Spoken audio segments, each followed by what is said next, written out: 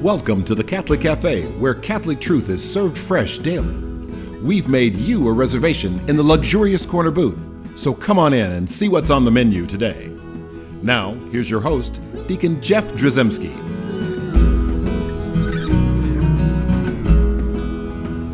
Greetings and welcome to the Catholic Cafe. I'm Deacon Jeff, sitting in the luxurious corner booth of the Catholic Cafe, sitting here with Ziggy Rodriguez. That's me. And, of course, Venerable Tom Dorian. Present. We are here just praying that Tom's miracles start showing up at some point in time so he can move from venerable. I guess you're praying for my death, too. No. Well, Doesn't that go with it? Well, we'll just say, St. Joseph, a happy death is what we're praying for. No. Oh, gee, thank you. Appreciate y'all. No. We don't want any of that stuff to happen. By the way, I have a little bit of a frog in my throat. You know, the Catholic Cafe has started serving frog legs. Yes. And so I don't know, I get a little tickle, a little frog in my throat, something, whatever this time of year that kind of happens. You're still smiling. I'm still smiling. I'm happy about it. Hey, apparently. there you They're good go. frog legs. There you go. But just to warn the audience, at any time he might break out into, hello, my baby, hello, my darling. Yeah, no, probably not going to do that. I'm not going to do that. So today we have an interesting topic that you had to convince me was interesting. So that's good. It's true. It's true. I had to be sold on this, you know. We actually arm wrestled. Exactly. I lost.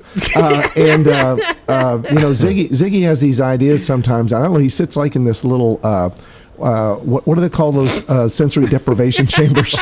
and he like comes up with these ideas that are like just seemingly so out there. And I'm going like, what? Yeah.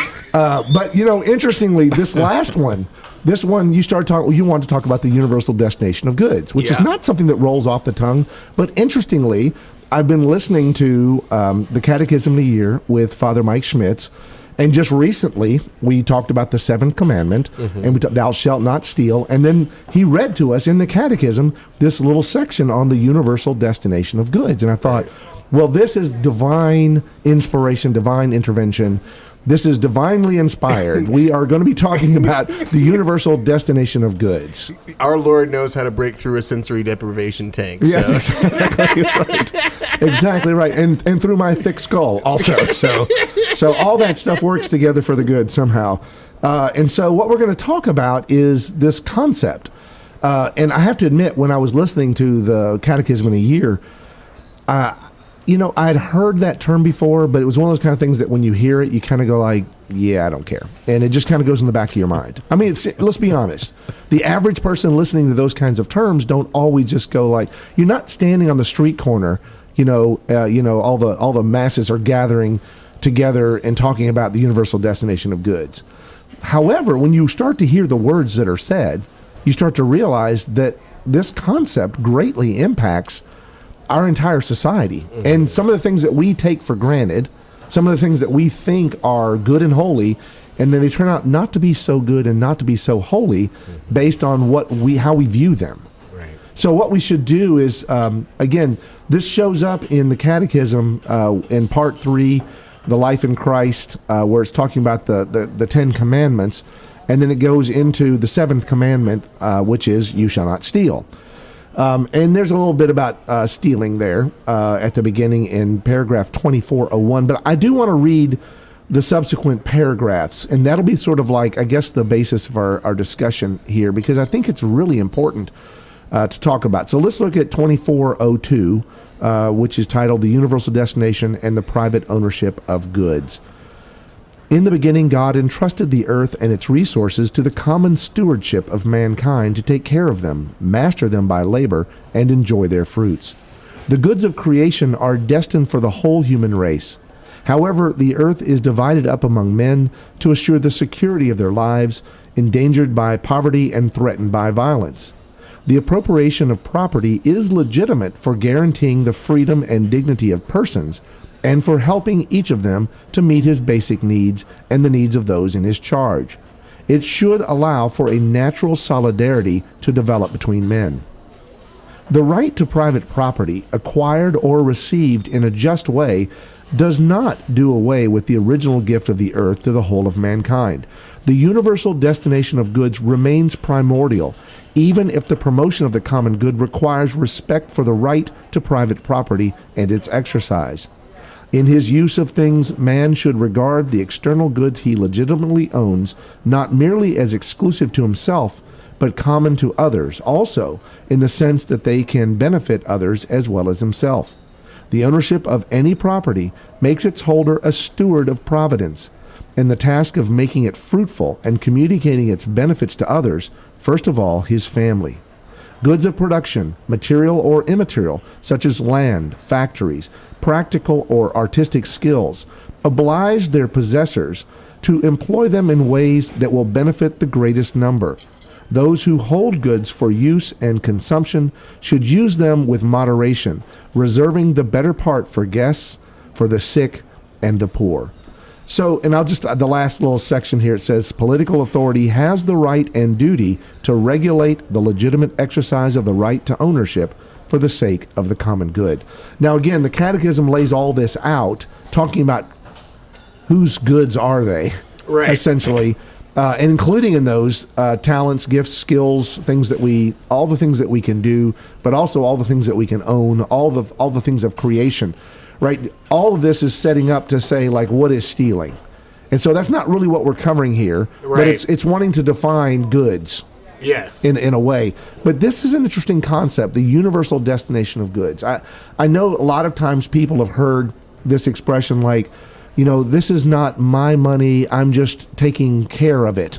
This is the Lord's money. Everything is a gift to me from the Lord, and we hear that a lot. Yeah. But this is kind of like a canon law symposium about the gifts that we've been given. Yeah. And it helps us to understand more fully the things that we might wrestle with. Because here we are. By the way, happy Advent.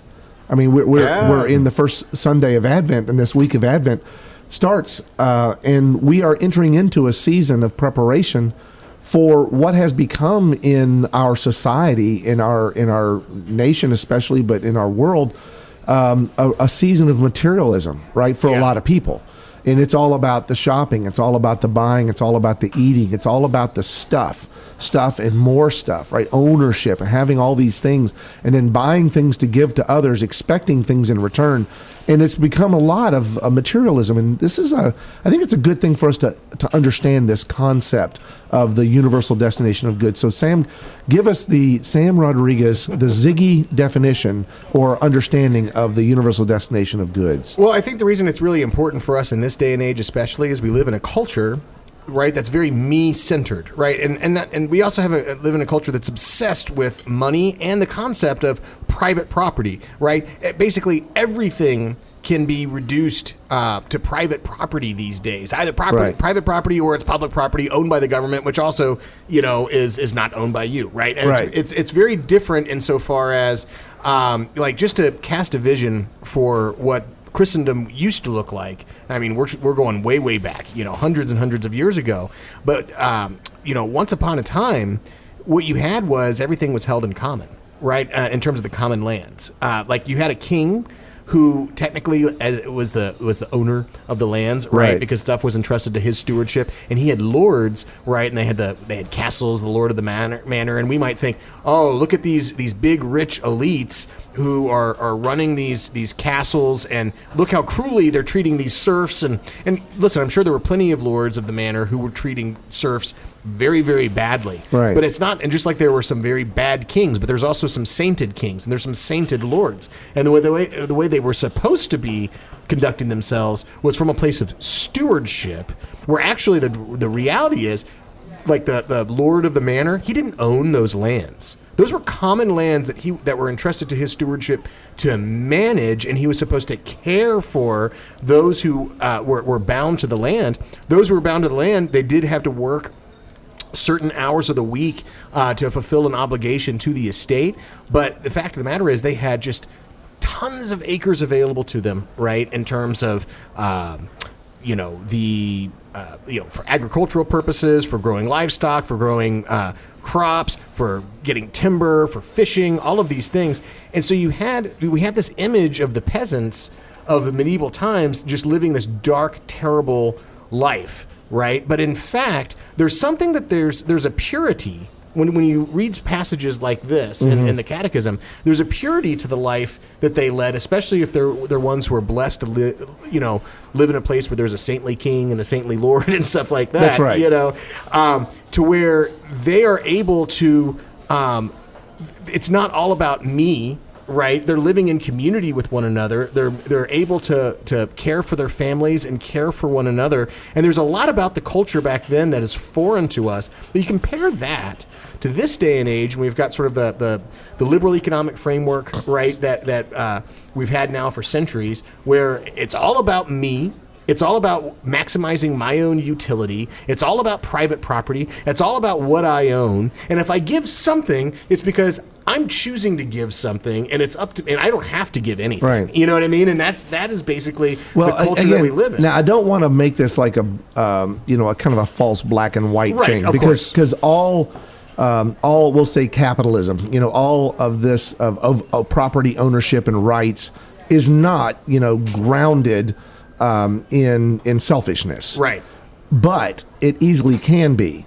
And the same thing, like where someone might look back in those feudal days, right, Yeah. with the feudal lords, and they might think like, well, those people were just basically mistreated, maltreated. They were enslaved, right? The guy would ride around on his horse and he would bark out commands, and they'd have to work the land for him, Yeah. right. But what you're saying, and I think what history would tell us, is that it was a more of a give and take, Yeah. where he needed those people.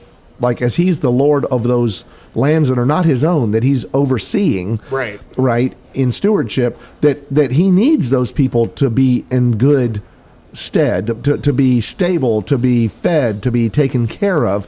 And they also needed him because they needed that someone to watch over the big picture. And so there was a sympathetic or a relationship that essentially they fed off of each other when it was done properly. Well, in the definition, if you look at St. Thomas Aquinas and you look at Aristotle, the definition of tyranny is rule for private gain. Right. And so that's the difference maker. And the fact of the matter is, you don't have to be a big, powerful person to be a tyrant. I mean, all of us have been in a workplace where there's some little tyrant who's there. Right. You can have tyrants within the family. Right. And that's an understanding of, like, within Catholic. Who are the tyrants in your family? Sam, this is an opportunity for us just to come clean. No, I'm kidding. No, we don't do that. But like within the Catholic understanding of power and politics, I mean, really, every human being, every human person has power that's entrusted to their stewardship, even if it seems like they have very little. Even the beggar on the streets, he has access to God, right? And he has the ability to use that power to call blessings upon that person, or if people are treating him badly, the Lord's going to listen. You know what I mean? And so at the end of the day, we all have power that is entrusted to our care, and the question becomes, are we going to use it for private gain or not? And we have a culture these days where, like, on one hand, we have this sense of, I'm not trying to be like anti-democratic, but I think that if we just take democracy or capitalism in this, just like, if we make idols of them, you know what I mean? And we say, like, oh, that's the answer to all of society's ills. At the end of the day, democracy can also be a situation where instead of having one tyrant, we're all out for private gain. We're all voting based on what's in it for me. What can this politician promise me and mine? That and it's all about. It's not. We're kind of there now. We are there right now. Yeah, exactly. And so that doesn't fix the tyranny to just make it where we all get to be tyrants. Again, I don't want to be the naysayer here, but at the same time, there are people that will say that capitalism is evil. Yeah. Right. And we have to be careful with that because, again, I just want to say that capitalism essentially is amoral. Yeah. Right. And we have to be cautious because a lot of times it's very easy, especially for people who are from, either European systems that are a little bit different than ours or more socially driven systems. They might look at like America and think that there were a bunch of greedy cowboys, and we're trying to take over the world. And are there greedy cowboys trying to take over the world in America or in other capitalistic systems? There are. Right. But that doesn't define the system. And I want to be careful that somehow Right. in all of this, we got to keep a balance and understanding. And but I love the phrase that's in the Catechism passage that I read that essentially talks about saying that the universal destination of goods is primordial. Yeah. Right. At the very core of everything is the understanding that everything, and I mean every thing, I mean every single thing, whether it be a thing of creation or a thing of manufacture or a thing of talent or skill, right? Everything that we are and everything that we're going to be, all of that is a gift from God. All of it belongs to God. It flows from God, right? And it needs to flow back towards God or lead others to God. And so all of those things are God's, and we are stewards. Much like the feudal lords, we're stewards of all of the stuff. Well, the church, and to build on what you just said, like the church condemns communism but critiques capitalism, and there is a difference. Yes, right? 100%. And that's why I know people listening going like, wait, are you saying we're supposed to be communists? No. Why not? Well, so communism. Why not, Sam? So communism is a thing that's where stuff is being taken by force, by violence, all of that. And with this is saying God has entrusted things to our care. Right, and it's supposed to be, if we're all living for God, a hierarchy can be a healthy, positive thing, right? Because everybody from the top down, we're all stewards. We all have things entrusted to our care. We're all caring for those who are entrusted to our care, and we're all caring by extension for one another, right? Because we're all living for God. Because we're all living for God, and we're living in that well-ordered way, right? And so, in that sense, and you can live that kind of life within the context of a system that has capitalist institutions and democratic institutions and stuff like that. But in terms of forcing people, it has to come from within. It has to come from God transforming the heart. Now, I can't transform how billionaires up top might choose to live their life and what's been entrusted to their care. They're going to be accountable regardless, right? But we are in charge of what is entrusted to our care, and that includes, like, we live in a democratic system. Am I just going to think about me, or am I going to try to think about the common good, right? Within the context of like a capitalist system, am I going to just try to think about the money I can make for me? Right? Or am I going to think in terms of, I've got these, like you mentioned, that they talk about skills and gifts, including artistic gifts. Am I going to be in touch with my gifts and my skills? I'm going to put them to use for the common good. I'm going to receive that which God might entrust in my care for, and dignifying my labor, right, with that money. Am I going to then basically receive, steward, give, receive? Is that going to be the rhythm by which I'm choosing to live? And that's living in accordance with the order of grace. And that's not something that man can force people into. And so all you're going to do if you have a bunch of Marxist communists is, it's actually, a lot of people would say that Marxism is best understood as a Catholic heresy, because what it does is it perverts the picture of what the church, of what God desires for us. And it basically says, oh, you don't need God for that. That can be a man-made thing. Yeah. And that is a lie. And so, but in terms of us taking this time, especially during this Advent season, to say, you know what? I want to really empty myself of all these entitlement that I have, the sense of attachment that I have to all this stuff and all this stuff that I think I need, and all my me-centered thinking that I have. And I want to use this Advent time instead to really think about the common good and to really empty myself unto the fullness of God. Yeah, I know. And that's a beautiful notion. It's hard for us to do. Again, living in a society, especially the United States of America, where we essentially have it's a democratic, obviously, nation, but it's based on capitalism. That's our economic engine that drives the country, and a constant challenge to capitalism. I mean, especially this paragraph 2405 in the Catechism, where it says, goods of production, material or immaterial, such as land, factories, practical or artistic skills, oblige their possessors to employ them in ways that will benefit the greatest number. Those who hold goods for use and consumption should use them with moderation, reserving the better part for guests, for the sick and the poor.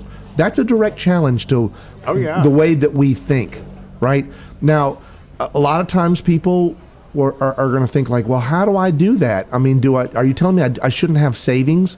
Are you telling me I shouldn't like invest in stocks and bonds and whatever for my retirement? I shouldn't have a retirement plan. I shouldn't have a little nest egg here. Because a lot of people might think, well, that's saying that you shouldn't do that. And I guess what I'm trying to help us understand here is that while that word primordial is used about the universal destination of goods, there is a balance here that we have to strike. Mm-hmm. We have to if we live in a constant tension, in the society that we live in now in terms of ownership of goods and then the use of our goods, if we live in a constant tension, what that means is that we're constantly sort of evaluating and reevaluating right. What we're doing and how we're doing it. And then also to be able to participate in the society and start to look at these corporations and maybe hold some of them accountable and say, look, your job is, your job in a capitalistic society is to get as big and powerful as possible and to reward the stockholders. I mean, essentially, that's the way capitalism works. Now, the benefit there is when you're doing that, it also, there's a trickle down, right? There's jobs that are had. There's a lot of benefits that happen in the society when everybody's at work and some of these corporations are doing well. The problem is, it's so easy for some of us with a sinful nature, and I think that's all of us, right? Who, in a fallen world, there's this tendency to get too big, to get too much of a gargantuan, I was going to say amoral, but really it becomes immoral when you start to not use the goods for the benefit of the greatest number, right? And so there's a constant tension. We need to evaluate these things. We need to choose political leaders that are going to be aligned with this teaching. And also, on a personal level, Sam, you mentioned, Advent, we're in the midst of Christmas shopping, so thinking about what gifts we're going to buy, how much we're going to spend, and what that money can be used for, and then to put all of that sort of in a balance and start to look at how are we doing all these things. Maybe it's the first time you've thought this way. Well, and a couple of things, Bill, on what you said. You talked about savings and retirement funds and all of that stuff like that. I think the first thing to say is this, like, you want to, and God is here to encounter each of us where we are and move us to our next step. So it's about listening to God, making ourselves available to God, and letting God guide us to whatever his next step might be and how he wants us to steward what's been entrusted to us. Like if somebody looks at the life of like a Franciscan friar of the Renewal or a missionary of charity or the Clear Creek monks or something like that who live these really hard ascetical lives and say, oh, I want that, and they jump right into that, that might be a lot all at once. That's not a tension, that's an overcoming, and you would not survive. It's hard to I mean, after one weekend, you might be like, I don't know if I can do this. And you know what? Maybe you can't. And so it's not about having some perfect ideal and trying to like force yourself to suddenly live after some sort of ideal that you're imagining. Instead, it's, all right, Lord, I'm hearing these teachings. I want to do better, right? I surrender everything to you. You own my life. I was ransomed at a price.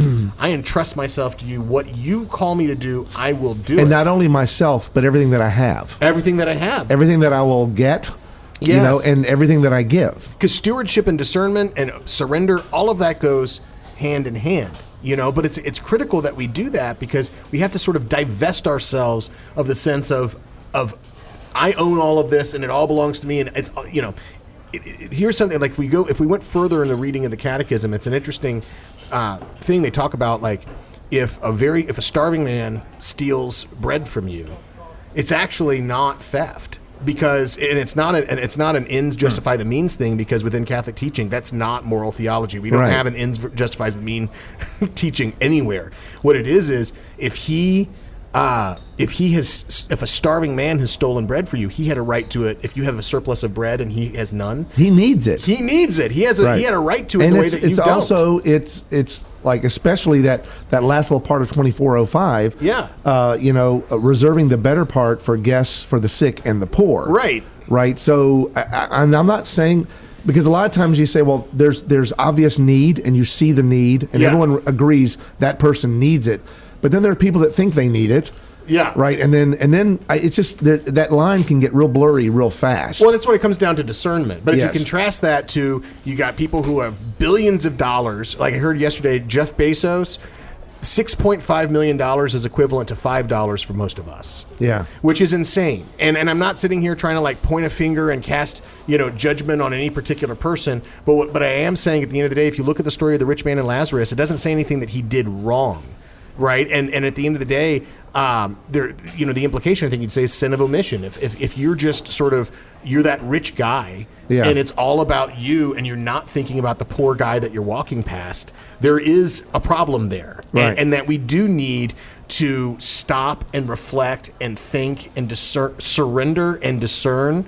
And yeah, God might call you to some radical thing and as a first step, but most often God helps us grow in a gradual way.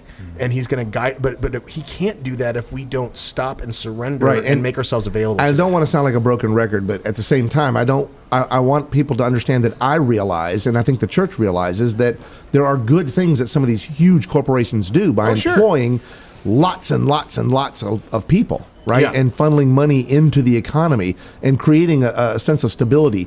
The real question becomes at their core, like what's primordial for those companies? Yeah. And I think we can all kind of agree that it's typically not what God wants.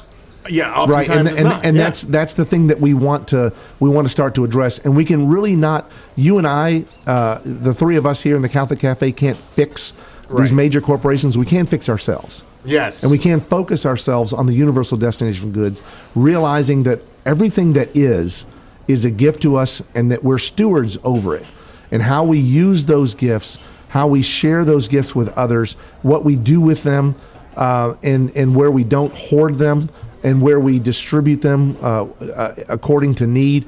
Those are the things that will change the world and make this world a better place. Those are the things that are going to lead people, right, essentially closer to God and to help them to know grace. And they'll be the grace that people so desperately need, so that a man who's hungry won't have to steal a loaf of bread, right, because he'll be provided for. And so I know it's a challenging thing, especially as we enter into the Christmas season, but it's something that we need to take to heart and understand that the Lord wants us to live a life of bounty and beauty. But to do that, we have to realize whose is what's, and it's all His, and we're only stewards. Hail Mary, full of grace, the Lord is with thee. Blessed art thou among women, and blessed is the fruit of thy womb, Jesus. Holy Mary, Mother of God, pray for us sinners, now and at the hour of our death. Amen. Thanks for listening to the Catholic Cafe. If you'd like to contact Deacon Jeff, send him an email at deaconjeff@thecatholiccafe.com. Visit us on the web at thecatholiccafe.com. You can also find us on iTunes or follow us on Facebook and Twitter. The Catholic Cafe is brought to you by the Order of Malta Federal Association. Join us again at the Catholic Cafe, serving up salvation one cup of coffee at a time.